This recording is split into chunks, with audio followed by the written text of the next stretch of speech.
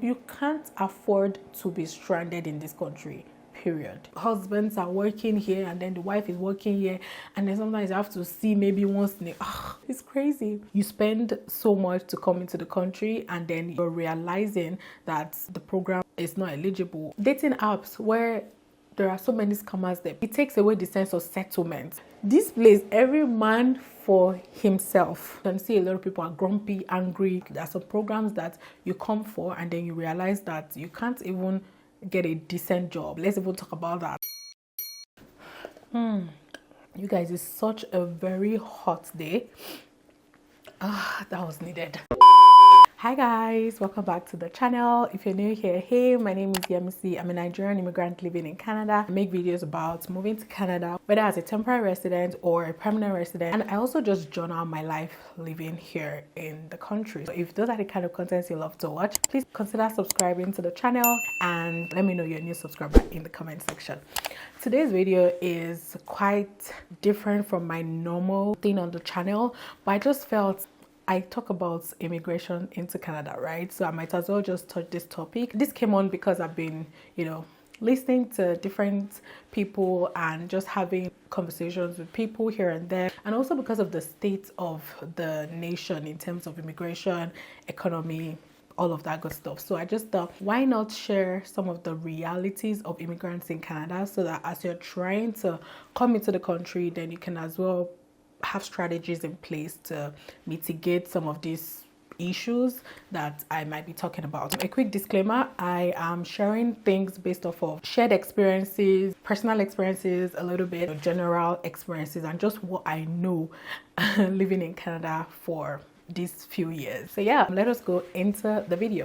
It is very easy for people to see things from outside, more like just the general outlook, and be like, oh, these people are having the time of their lives, they're having things maybe rosy or a bit easy just because they immigrated out of the country, like their home country. And people be like, oh, when the person moved to Canada, to the UK, to Australia, person's lifestyle changed and all of that. Whilst that is very true to an extent, I decided that, let's just talk about some of the things that you guys do not see in the media. Like, of course, nobody brings out their the ugly side of things. It's very quick for people to come online, announce the positive things that happens to them. The first one that I'm going to talk about is proving yourself every time.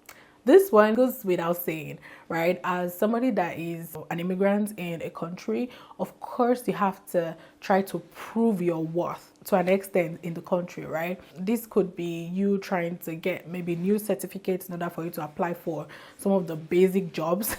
I don't want to talk about jobs right now because I have a whole point for that, but it's just that thing where you have to keep proving yourself. Even when you get the job or when you get to some positions, then you also have to prove yourself much more. If you're an immigrant in Canada, and even in any part of the world, because honestly we have similar stories, I would like you to share some of your experiences as well in the comment section. Maybe not your experience, but just things that you see on a daily basis. So it's that thing where coming to the country, of course you are black. I don't like to go down the racial path, but honestly this isn't your home country. So of course, moving down here or moving down abroad, wherever, you always have to show why you should be in a particular position. And it could be a lot harder for a lot of people because maybe back home where you were, your parents would typically help you to get a job somewhere or talk to someone, or you just apply like every other person. Not to say that if you apply then you're not going to get jobs, no,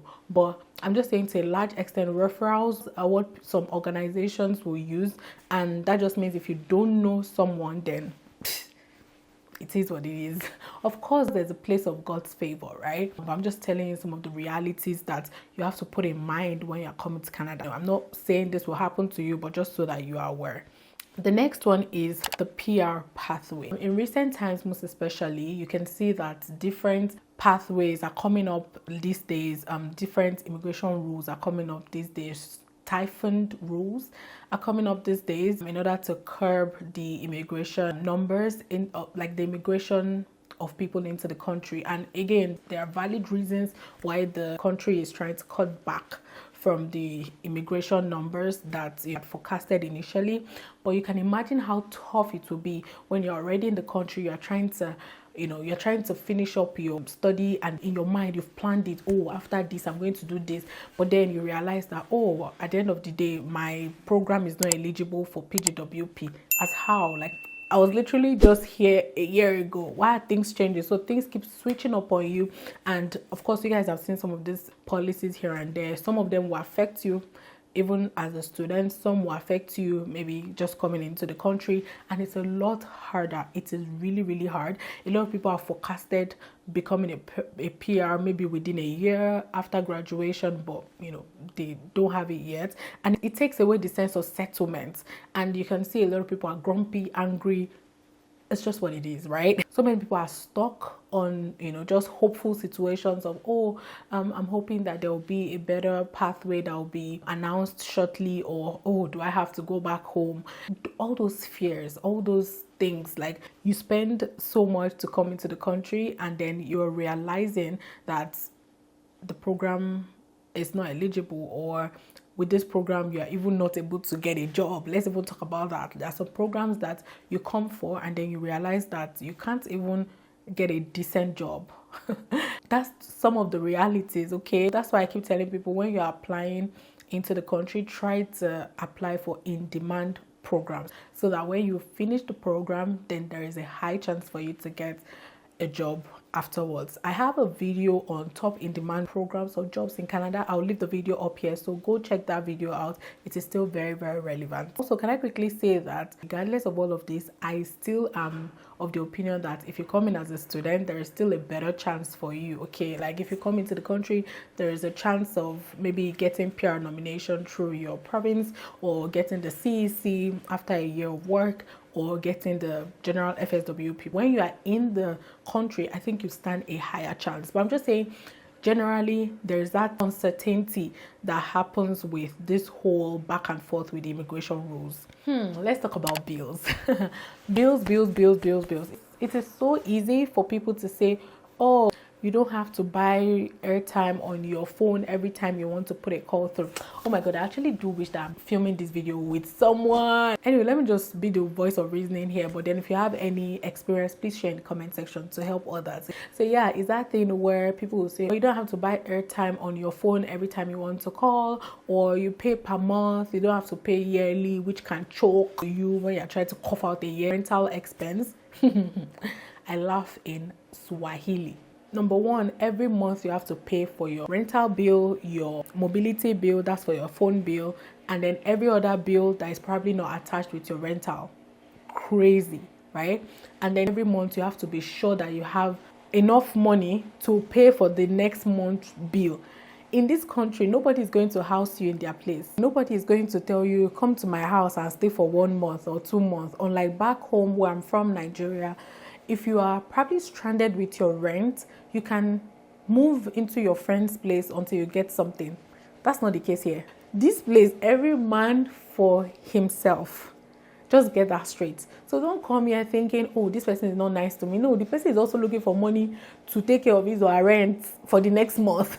So when I got here, I realized that you can't afford to be stranded in this country. Period. You cannot afford it, and you have to keep going. Like, the life here is very fast paced. I don't know how to explain it. Is that thing where people are constantly running and pushing for the next thing. Sometimes you have to call yourself back and tell yourself, savor the moments, like enjoy the moments, because in this country, I mean, that's pretty much it almost everywhere. But I feel like coming down to Canada, I have that spirit of, oh, the next thing, I want to get the next thing, I want to achieve the next thing. Like, that's the mentality of a lot of people, and it's not just me. Like, I don't know if it's somehow etched into the system, but it's just that thing where you're trying to get the next job, you're trying to apply for the next year, trying to get the next, oh gosh, which can be very stressful sometimes. So you have to always take time to breathe. Please breathe. If you know that you're the type that gets easily stressed out when you maybe see other people striving or somewhat excelling, then please just log out of social media and try to live in your own moment and live in your own truth. Take your time to achieve something. I'm not saying be slow, but I'm saying calm down, because honestly, you find that you just get stressed out, burnt out at the end of the day, and before you know it, you become useless. So that's another thing that I want you to know. It's very, very easy for you to be burnt out. It's very easy for you to want to keep going for the next thing, you know, jumping here and there, but just take it easy. Okay, just take it easy. The next one is having less cultural activities to get involved with. Again, seeing from the lens of where I am from. If you're from Nigeria, you know how much we love our parties, our owambes, our outings, social gatherings in general. I'm not saying that we don't have social gatherings here in Canada. We do have, especially if you're in bigger cities, there's even a lot more. But is it when you're trying to go for your second job, your part-time job, that you have time for cultural activities or social gathering or meeting people? The system is created in such a way that to an extent you need an additional income in order for you to stand well. Do you get what I mean? Or is it when people are trying to go for their part-time job or just squeeze out time or maybe just rest? Is it that time that they will have time for social gathering? Most likely not. But again, I'll say on the days where you can, please try to attend social gatherings. Like, just have a community so that even when you're back from your workplace, you can always just hang out with few friends. There is not every time your friends will not be available for you.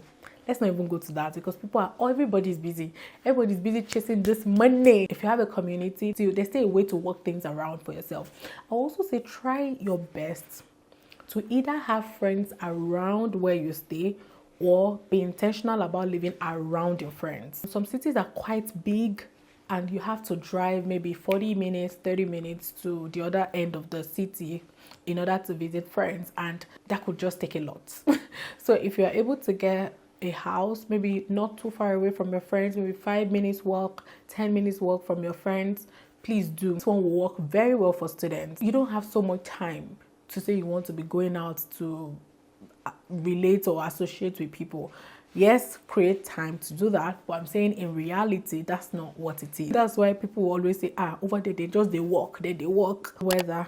I used to say this, if I can survive in Canada with this cold weather, I think anyone can. We have 4 seasons in Canada, right? We have the winter, we have the spring, the summer, and the fall season. Maybe 6 to 8 months of the year is the winter season, and then you have the remaining months to yourself. Maybe not so much sun. Like this year, we started off with a lot of gloomy weather, even in summer season, and then right now it's blazing hot. But the weather can be very depressing. Earlier this year, the winter period, November, December-ish till like March, is usually the coldest months in Canada. If you're not careful, despite having your vitamin D and all the supplements, because the weather is usually gloomy all day long, it's very easy for you to be moody and just get in your head a lot.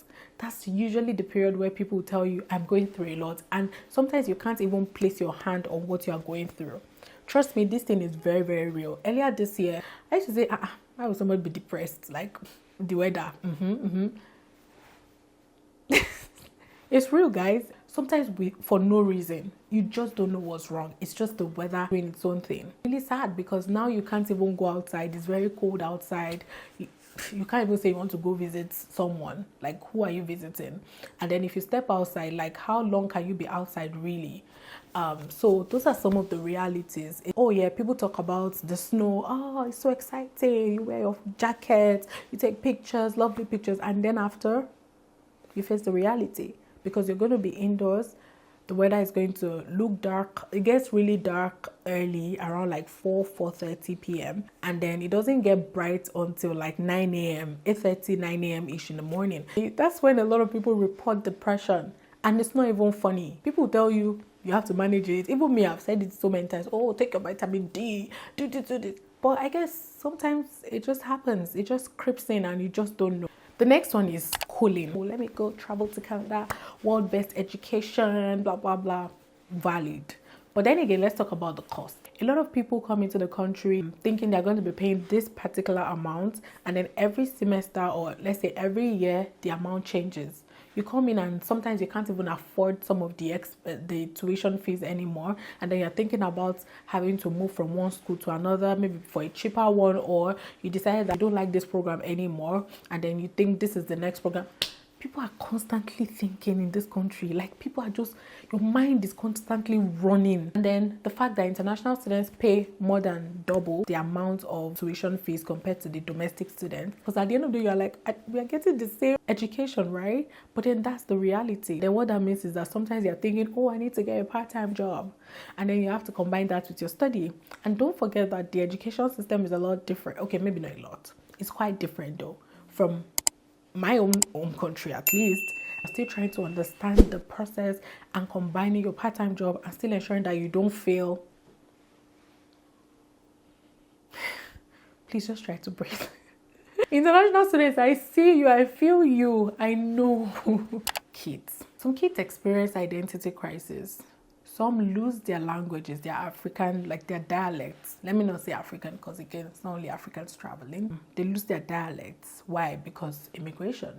Fine, some of these things are not reason for immigrating in the first place. Is, oh, I want the best for my kids. I want them to grow up in a better society and system. But the downside, or some of the downsides, not in all cases, some people are very intentional about ensuring that their kids still understand their dialect, which I really do love. But I'm saying that's some of the things that happens. A child at a very young age has to understand that not everybody in my class will be from my home country or speak my language, understanding why my skin color is different from the other person's skin color. And then some struggle, especially those people that are a little bit older when they come into the country. They struggle with fitting in to the, I won't say the crowd, but like fitting into the class. You know, there are so many things that you have to adjust. That's just how I should put it. So is that thing where maybe some of the things that you do back home that will be normal might not be normal here, right? And then kids, especially when they come in a bit older, they have to quickly adjust into society, which can also be stressful for them. And even as a parent, there's some,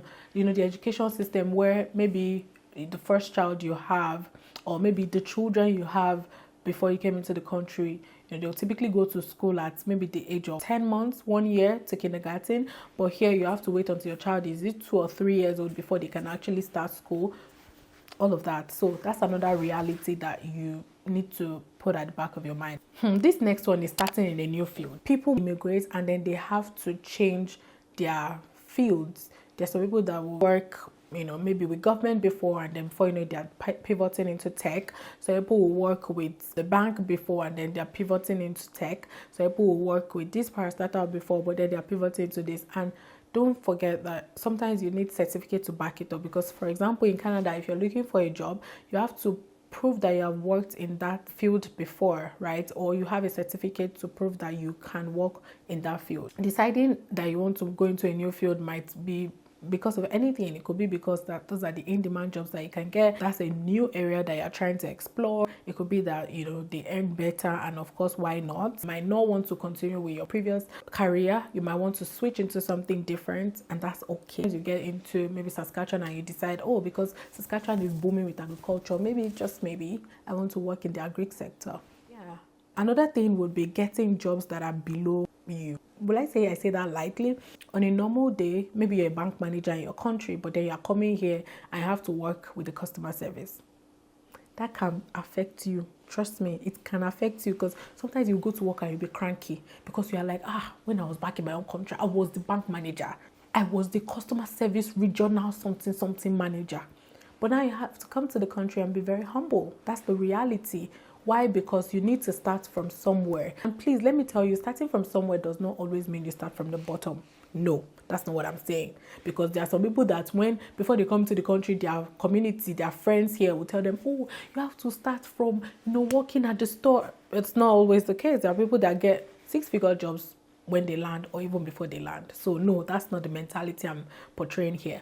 I'm just saying that there are some times where you might not get a job at that level. You have to probably grow from somewhere, right? So that's the reality that some people face. So if you're coming to the country and you're thinking, oh, because I was a bank manager, I have to be a bank manager, and then you start looking for jobs here and there, there's a chance that you don't get the exact job position that you were holding when you were back in your home country. And sometimes it is okay, right? Does the country appreciate your international experience? Absolutely. So it's just sometimes finding a place to start from. And unemployment here, that's some people's reality. Some people will land here as permanent resident and say they haven't gotten a job in months. And sometimes some will be like, oh, I started to work at a particular store just to survive. It's not entirely ugly for some people. Some people just come in and they go up, and that's what we want, okay?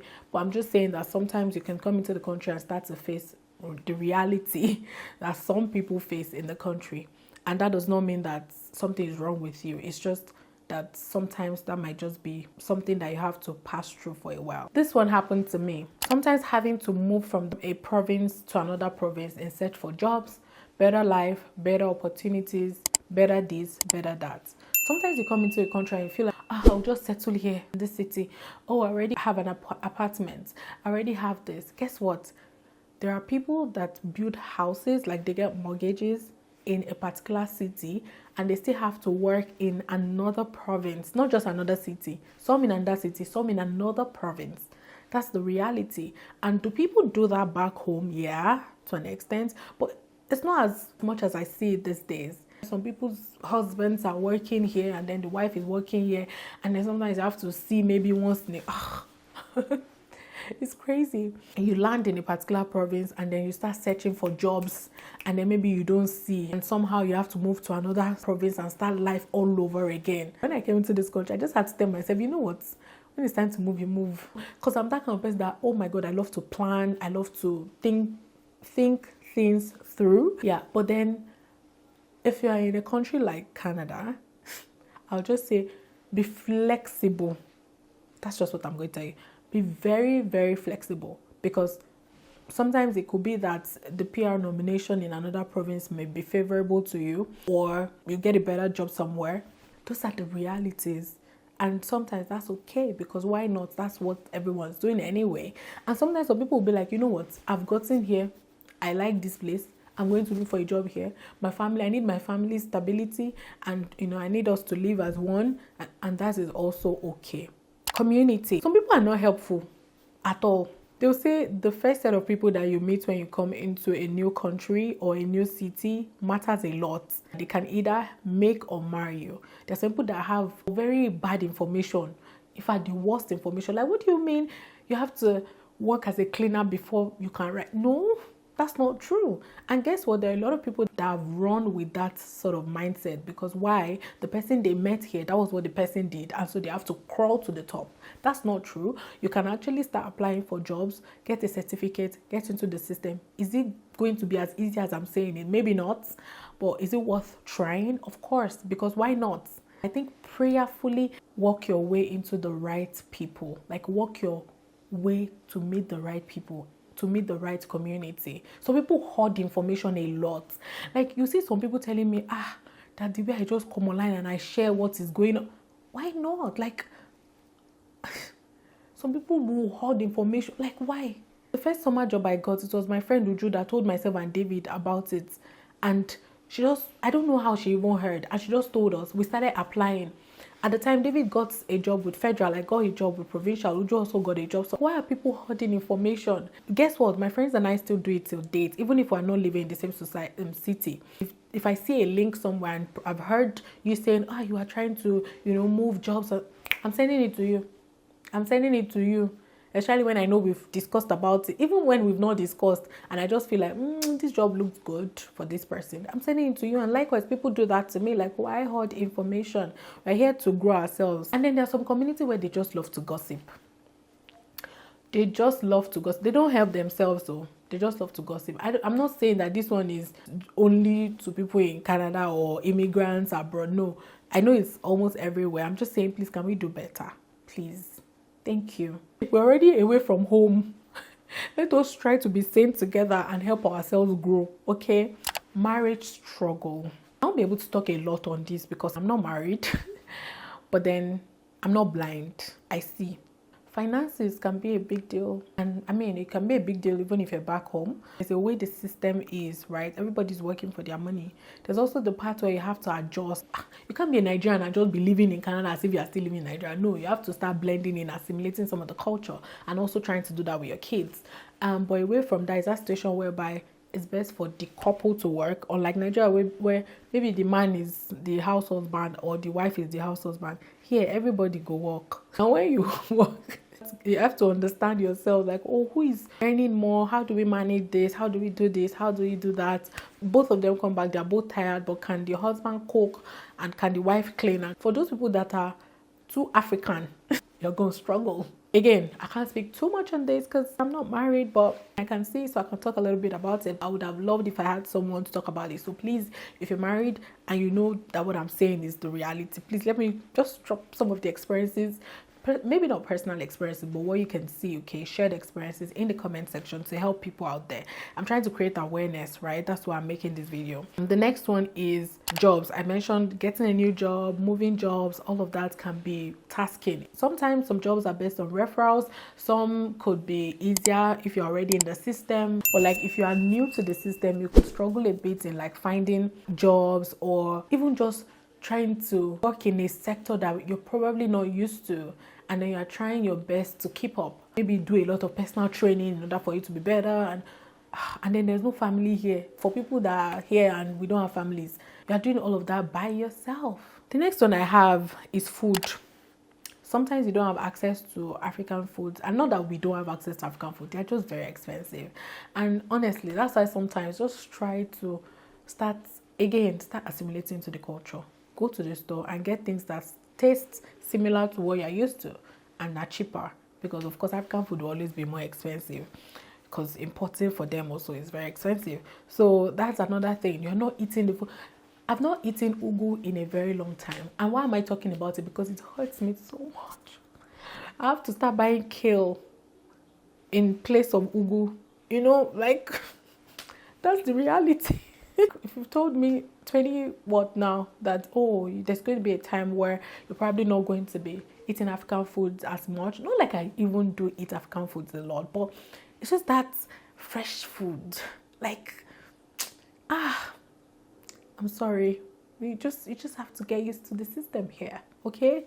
This last one, I like to shy away from it, and trust me, I'm even shying away from it because it's supposed to be one of the points that I should have said earlier. Is love. I know generally, especially this age, there are a lot of people that do not want to settle down and marry because of reasons best known to them. But as an immigrant, sometimes that might not be priority, even though you're getting older. And I tell you why. Number one, you came here for greener pastures. You probably came here in your 30s, and then you're thinking, oh, I have to finish this study, or oh, I came in as a permanent resident, I have to get a good job, I have to find my feet and get settled. Or you came in as a student, you're still trying to get your PR, and then your parents are calling you back home, you're not married. Or dating apps where there are so many scammers there are a lot of people meeting themselves on dating apps, by the way. But I'm just saying that there's some people that are not even serious there, or there's some people that just understand that, oh, this girl is looking for a man, or this guy is looking for a good girl, and let me just position myself. And even though they are not true, like they're not their true selves, like they're catfishing somewhat, there's just a lot going on. And that's why you find some people running away from love, because they're like, do you even really love me, Abby? That's why you also find people taking time before they get married. There's that part where you're trying to get a better job. Maybe when you came in, you're just doing one quick job to, like, you know, fix things quickly in your house, not because you think that's a good job, or you're still trying to find your feet, you're still trying to get your PR. Like, there's just a lot you're trying to think about, right? I'm not going to scare anyone. People are finding love every day. In fact, a friend of mine is attending a wedding here in Edmonton next Saturday, and there are people having their weddings every now and then in different provinces, in different cities in Canada. I'm just saying that you could be wondering, why is it that people, when they travel abroad, they don't get married? Sometimes it could be because, let's even talk about meeting the people. The person that has sense can be in another province. And then there's so many long distance relationships, and whilst that is absolutely okay for people to venture into, it's also the part where there's some people that genuinely, they're still trying to find their lives together, and that's not priority for them. Unlike maybe back home, if you have maybe like a certain salary coming in, you're good. There's some people that their family will even set them up. Let's even call it spade a spade. Say, oh, don't worry, we can pay for your house rent if you get married. At least the first year you're good. Here, who will send naira to Canadian dollars to start? Like, let's first talk about the conversion. Oh my for himself. I can't believe that I'm talking about this, but yeah, I just wanted to create awareness. Basically, that's why I'm making this video.